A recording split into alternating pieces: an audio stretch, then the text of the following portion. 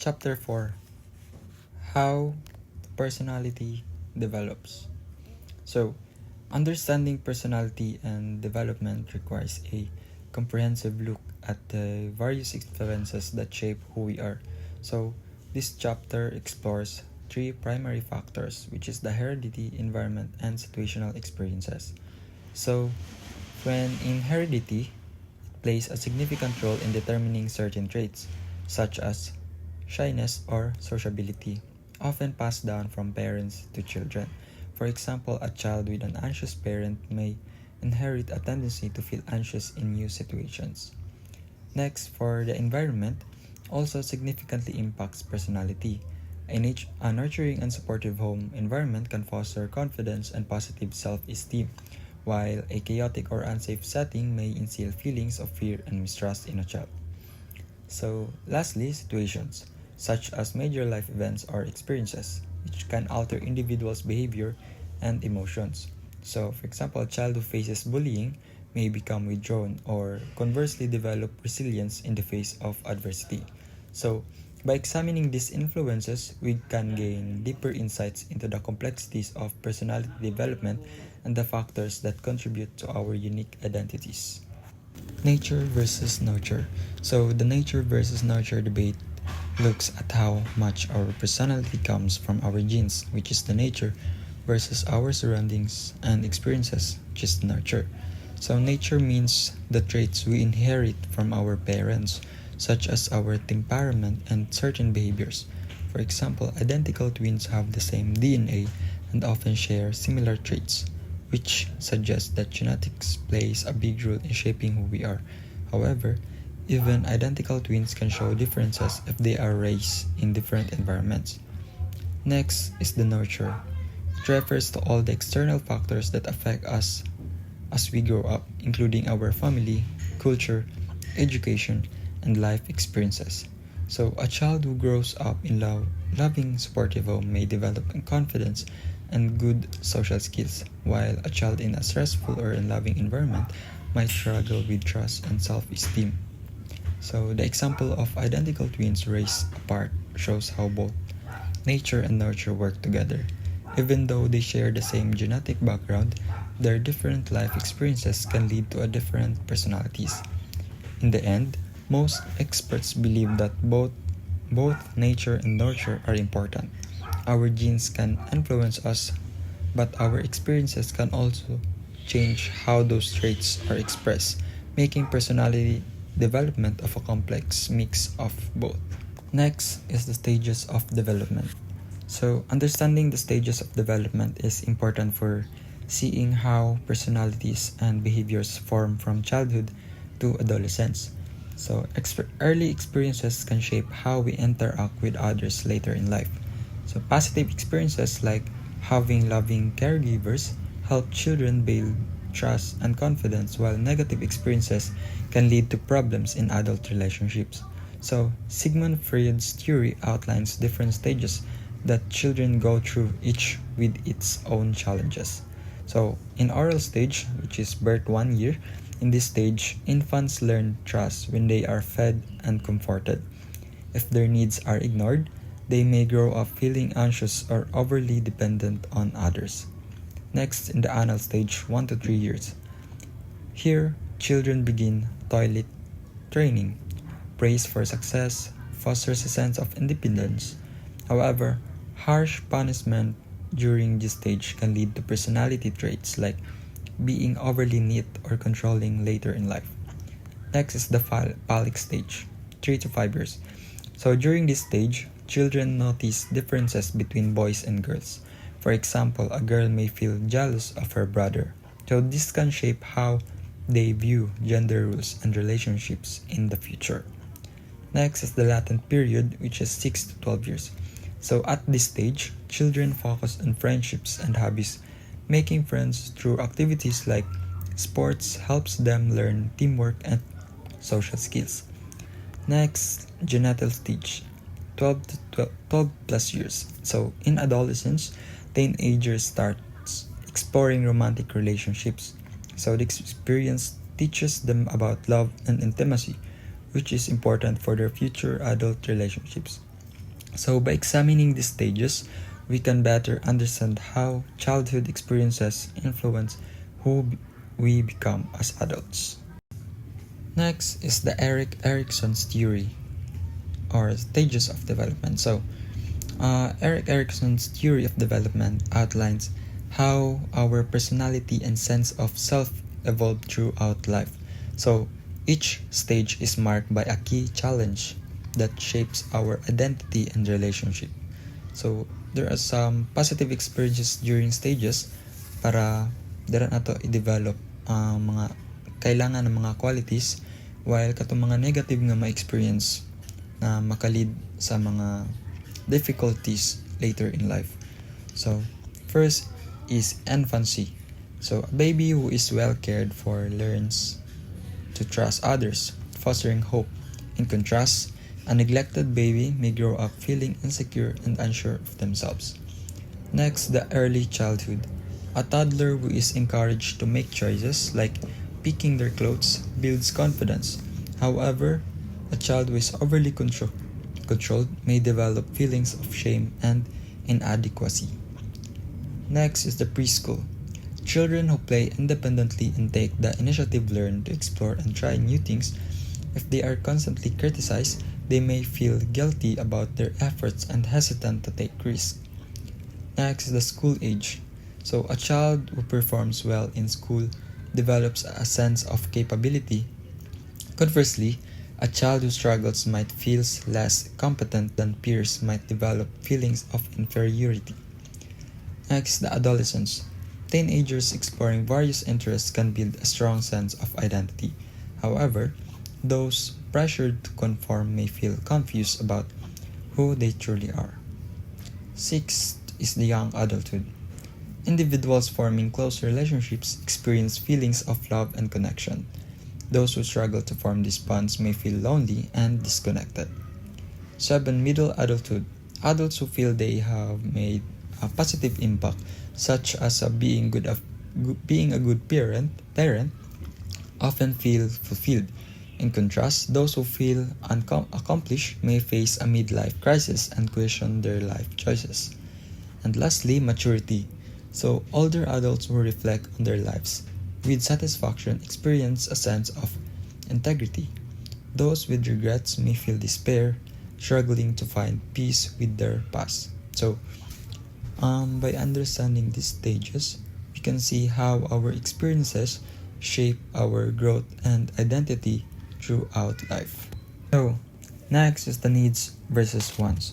So, understanding the difference between needs and wants is essential for making informed decisions in life. So, needs are the basic essentials required for survival, while wants are mga additional lang nato nga makapa-enhance a quality sa atong life, but dili siya necessary para sa atong pag-survive. So, first, the needs. So, mo ni siya mga food, water, clothing, and shelter. So, kung wala ni nga mga essentials, maglisod ta o unsaon pag-maintain sa atong health o well-being. So, kailangan nato ni mga basic needs in order to have a physical and emotional stability. Next is the wants. Muna siya mga items or experiences na maka-provide sa ato og kaning pleasure or comfort, which is dili man pud siya essential para makasurvive ta sa kinabuhi. For example, luxury items like bag-o nga cellphone or pag bakasyon or kanang mga sanina nga mga more on design siya, pero no need na good na mag-spend tag ingana kadako para lang mabuhi ta, while dili man siya maka-improve man siya sa atong quality of life, pero dili siya necessary in order para makasurvive ta. So, kailangan nato ma-recognize ng mga differences para ma-prioritize nato kung sa mga resources na mas makapatarong sa atong kinabuhi, makasupport sa atong overall well-being. Maslow's hierarchy of needs. So, Maslow's hierarchy of needs is a framework. So, it explains how human motivations are organized. So, ginasuggest ni nga ang mga tao kay mas i-fulfill ang basic needs bago sila mo focus sa kaning mga higher na mga needs. So understanding this hierarchy help us makita nato ang sa atong mga different needs o maka-impact sa ato ang well-being o personal development. First is the psychological needs. So mao ni siya mga basic requirements para mabuhi ta. For example, katong same sa needs and wants, which is atong needs, ang food, water, and shelter. For example, kaning mga homeless person, mas na maglisod sila o nagastruggle sila para makuha nila ang mga basic essential sa ilang kinabuhi, which is mao na ang basic requirements para mabuhi. And safety needs.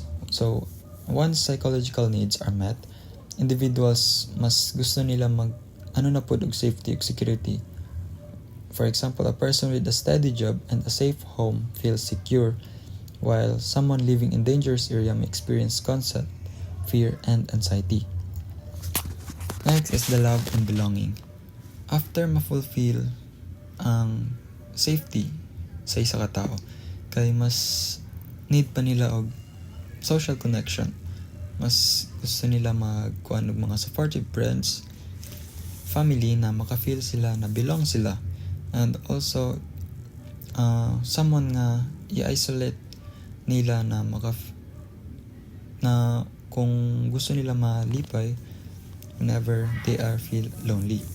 Next is the esteem needs. So kani nga mga needs mag-involve sa ma-feel nila nga respect sila o mag-gain self-confidence. So a person who feels valued and recognized is likely to have a positive self-image and sense of achievements. Next is the self-actualization. So at the top of the hierarchy, self-actualization is about realizing your full potential. So mag-involve ni siya sa atoang personal growth and striving to become the best version of ourselves. So focusing on goals, creativity, and fulfillment.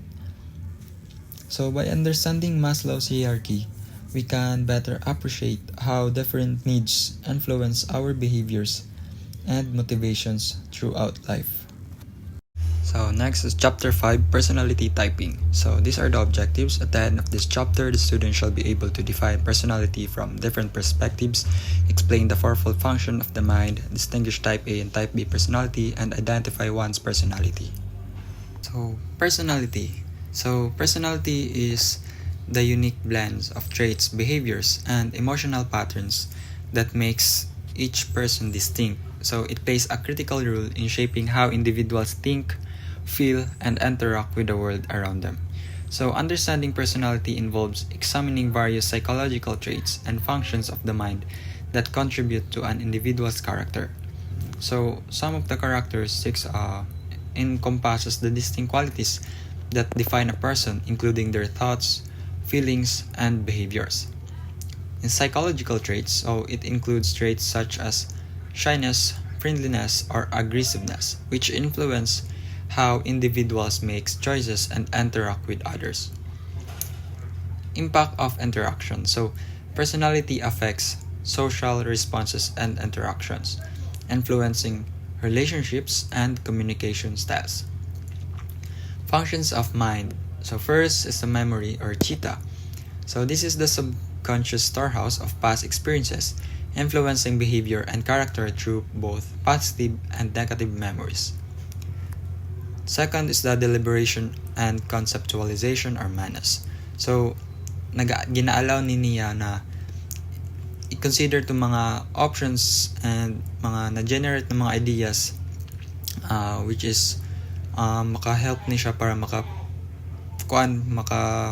maka-solve sa mga problem and to provide a creativity. So next is the determination and decision making. So makatabang ni siya sa mga individuals para makabuhat og mga choices and makabalo sila kung sa mga pros and cons, which is makabalo sila pod sa right or wrong, and exercising willpower for personal growth.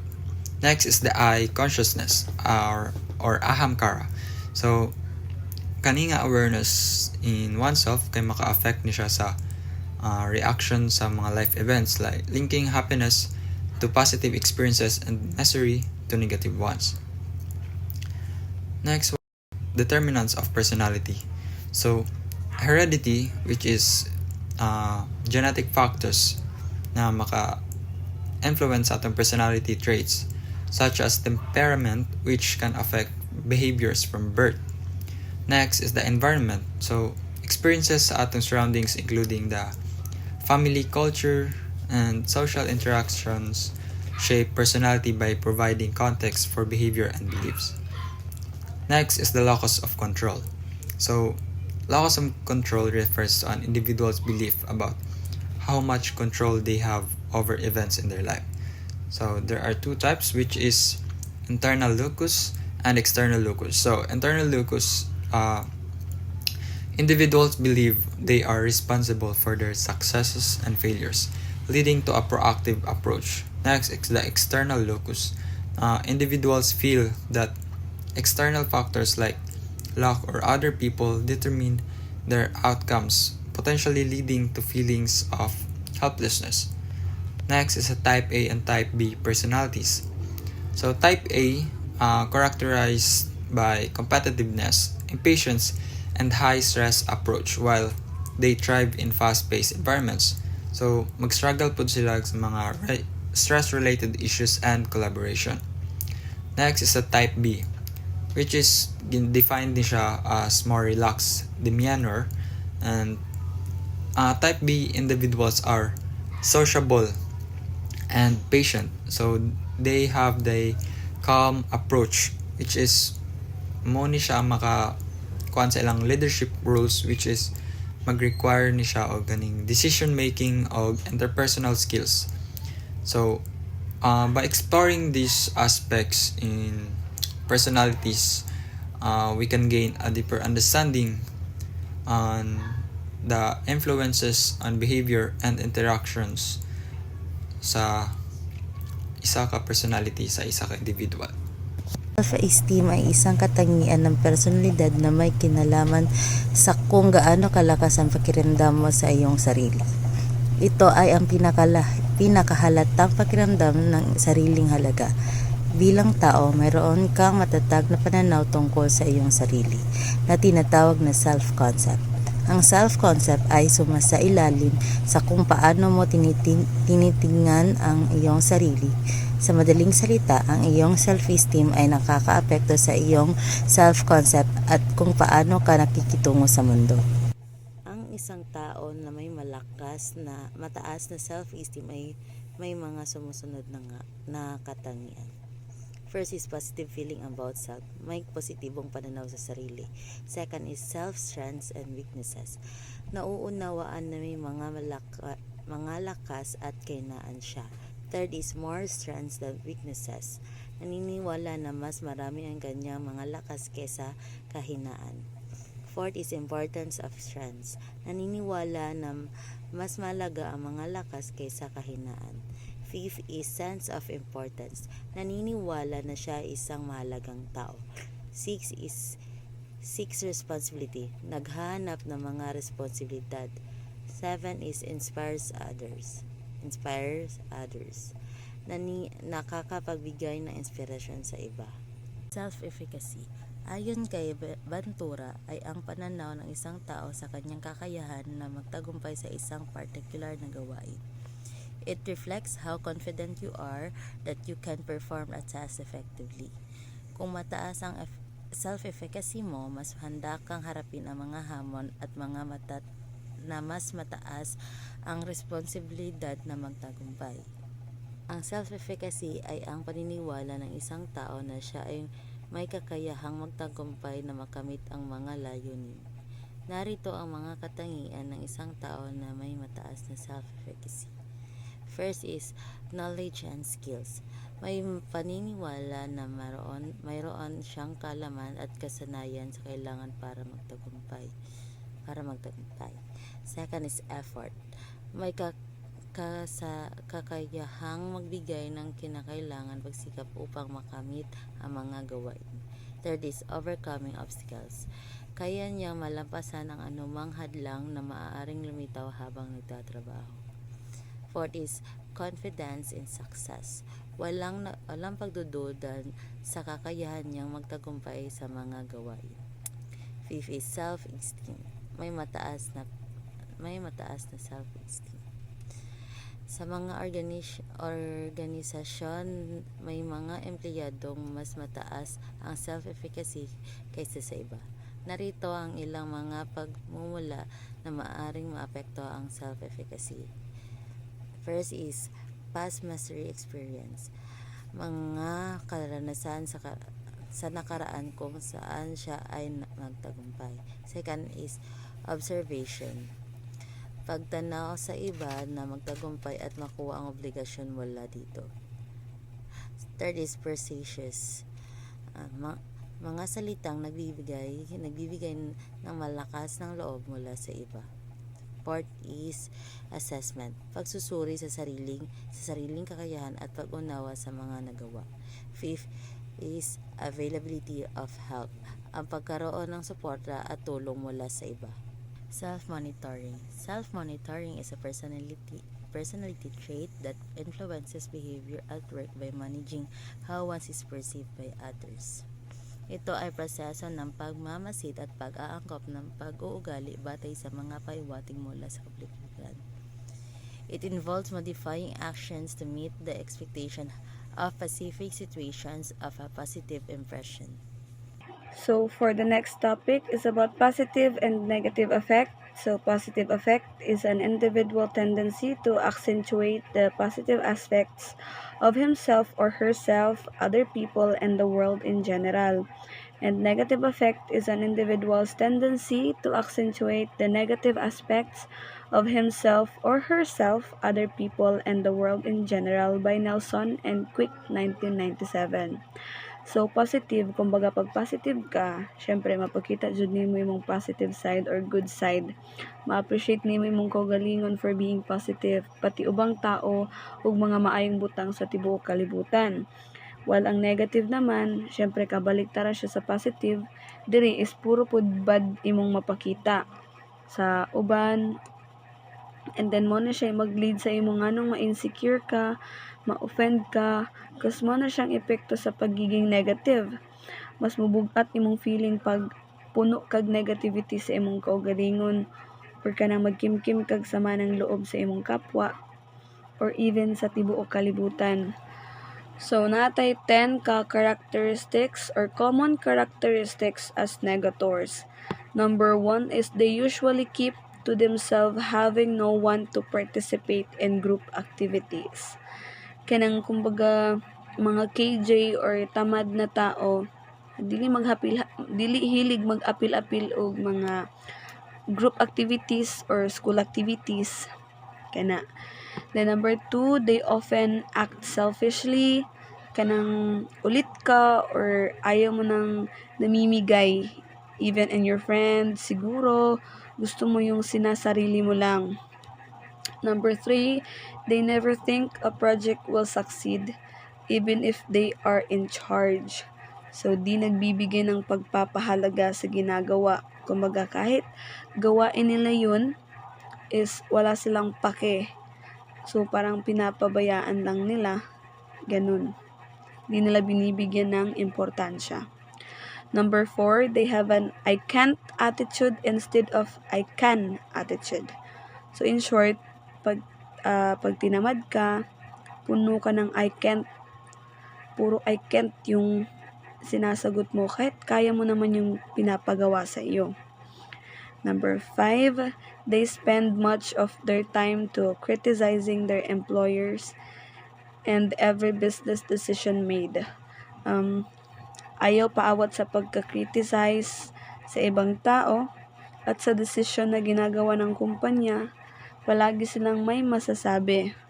Number 6, they might have a dysfunctional personal life and prefer that coworkers are miserable along with them. Kumbaga wala silang magawa sa buhay at gusto nila yung nagiging miserable ang buhay ng mga kasama nila. Parang di nila gusto na sila lang yung nagiging negatibo Gusto nila mandamay ng iba. Number 7, they focus on the negatives when everyone else looks on the bright side. Parang kahit anong gawin ng iba para maging masaya, ikaw as full of negativity lagi. You always yung parang may masasabi ka at puro negative pa rin talaga yung nakikita mo. Number 8, they seek out lose-to-lose situations instead of win-win situations. So parang ayaw mo talaga nung may maging masaya. Parang puno talaga sila ng negative thoughts. Ayaw nila tanawin yung mga possible na good or bright side of their lives. Ganon. So number 9, they shy from taking risks. From the word shy, bukod sa nahihiya, parang ayaw talaga nilang mapunta sa positive side. Takot sila mag-take ng risk. Number 10, they tend to be secretive and avoid communicating with people whenever they can. So, ayaw talaga nilang makipag-usap hanggat maaari at nagiging malihim din sila. Tapos palagi silang umiiwas sa ibang tao. Alternatively, positive affect is called positive affectivity and negative affect is called negative affectivity. If you have positive affect, you emphasize or make positive aspects of yourself, people, or the world noticeable. You have the tendency of experiencing positive moods in a wide range of situations and under different conditions, while a person who is high in negative affect tends to have an overall sense of ill-being, considers light, and tends to experience negative emotional states. Kumbaga, pag positive ka, positive sa di mong mahatag sa ubang tao, mas ma-emphasize ni mo imong positive self and the other people or even the world is positive ang tanaw sa imo. Sa ubang tao, syempre, they like you and pwede pa nila ma-adapt imong pagka positive person and good attitude. And kasagaran, pag positive is positive pud imong moods in any situations and condition. While pag negative naman is parang puno ka ng bad aura at wala ka sa mood lagi to the point na matatakot na yung ibang tao dahil sa pagiging negatibo mo. At posibleng maapektuhan pati emotional states mo. Dito na lumalabas yung pagka-overthinker mo, insecurities, jealous, at bad attitude. Machiavellianism is a personality characteristics which determines the degree to which a person focuses on obtaining and using power to further his or her own ends regardless of their impact on others by Donham 1984. So kumbaga, you're good at manipulating people, you are a user, or ang mapansamantalang tao dahil wala kang pakialam kahit ano pang maging resulta ng gagawin mo sa iba. Ginagamit mo ang pagiging mataas mo para sa sariling kapakanan o layunin. At dahil nga may pagka-selfish ka, kahit alam mong mali, wala ka rin pake sa mararamdaman ng iba. Lahat gagawin mo para makontrol lang ang isang tao or to gain more powers. At meron kang katangian ng pagiging tuso.